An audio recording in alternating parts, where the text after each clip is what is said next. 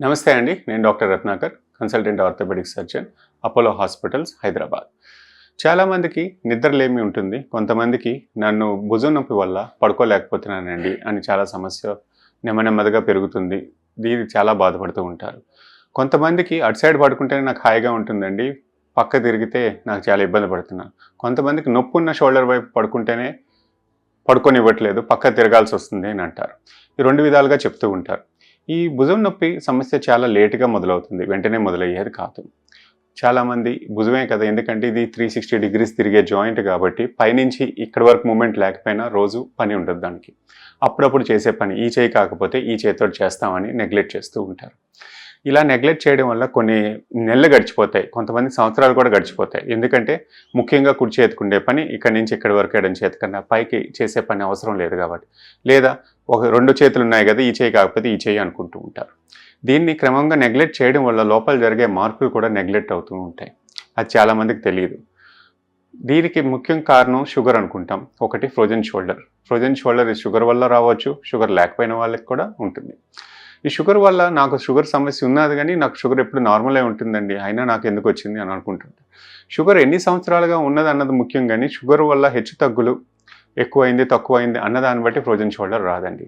కొన్ని సంవత్సరాల తర్వాత ఫ్రోజన్ షోల్డర్ అన్నది దానికి అదే జరిగే మార్పుల వల్ల, షుగర్ వల్ల జరిగే మార్పులు బాడీలో ఈ ఫ్రోజన్ షోల్డర్ సంభవిస్తుంది.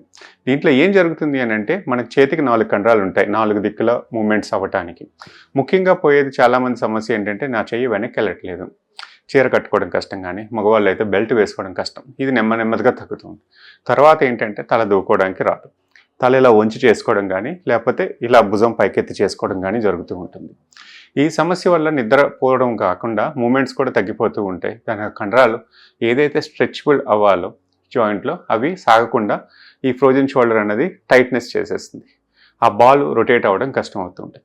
క్రమక్రమంగా ఫ్రోజన్ అంటే పూర్తి మూమెంట్ ఆగిపోయే వరకు తెచ్చుకుంటూ ఉంటారు. దీని సమస్యని ముందులోనే ఒక ఇంజెక్షన్ ద్వారా పోతుంది. స్టార్టింగ్లో ఫిజియోథెరపీ. కొంతమంది ఫిజియోథెరపీ చేశానండి నాకు ఫలితం రావట్లేదు, నొప్పి ఎక్కువైపోయింది అంటారు. కరెక్టే. యాంగ్రీగా ఉంది, టిష్యూ ఫ్రోజన్ షోల్డర్ పెరుగుతుంది అన్నప్పుడు ఫిజియోథెరపీ వల్ల కూడా ఉపశమనం రాదు. పైపెచ్చు నొప్పి పెరిగిపోతుంటుంది. అలాంటప్పుడు రెస్టే ఇవ్వాలి. మీరు డాక్టర్ని ఏదైనా సలహా తీసుకున్నప్పుడు అవసరమైతే ఒక స్టిరాయిడ్ ఇంజెక్షన్ ఇవ్వచ్చు. దానివల్ల షుగర్ 1-2 రోజుల్లో మార్పులు ఉంటాయి తప్ప దీర్ఘకాలికంగా దానివల్ల నష్టం అయితే లేదు. ఈ పోతే నొప్పి ఇంజెక్షన్ తోటే పోతుంది. దానివల్ల నష్టం అయితే ఏమీ లేదండి. ఒకవేళ పోలేదు, ఈ షుగర్ వల్ల వచ్చే కారణాలు మార్పుల వల్ల అయితే 6 నెలల్లో ఈ ఫ్రోజన్ షోల్డర్ మళ్ళీ నార్మల్ స్టేజ్కి వచ్చే అవకాశం ఉంటుంది. బట్ అన్ని సమస్యలు అలా రాదు. కొన్ని ఇంకా 6 నెలలు అయినా నాకు తగ్గలేదు, ఇంకా మూమెంట్స్ ఇబ్బంది పడుతున్నాయంటే వెంటనే మీరు డాక్టర్ని సంప్రదించి నేను ఏం చేయాల్సి వస్తుంది, స్కాన్ తీయించుకోవాలా, లేకపోతే ఇంతకుముందు ఏమైనా సమస్య ఉన్నదా, లేక భుజంలో టేర్స్ ఏమైనా ఉన్నాయా, దాన్ని నేను నెగ్లెక్ట్ చేసుకున్నానా. ఎందుకంటే భుజంలో జరిగే మార్పులు చిన్న దెబ్బల్ని మనం చాలా వరకు నెగ్లెక్ట్ చేస్తూ ఉంటాం. ఎప్పుడో పైనుంచి మూట తీసానండి, లేకపోతే సూట్ కేసు తీసాను, అప్పుడు కొంచెం బెనికినట్టుంది, అది అలాగ సంవత్సరం గడిచిపోతుంది, మళ్ళీ మనం చెయ్యం. ఈ చేయకపోవడం వల్ల మనకి ఆ మూమెంట్ ఇబ్బంది పడుతుందని చాలామందికి తెలియదు. లేదా జిమ్లో చాలా వర్కౌట్ చేశాను, డంబెల్ పైకి లేపాను, ఇప్పుడు కొంచెం బెనికినట్టు అయ్యింది అనిపిస్తుంది, మళ్ళీ చేయడం మానేస్తారు.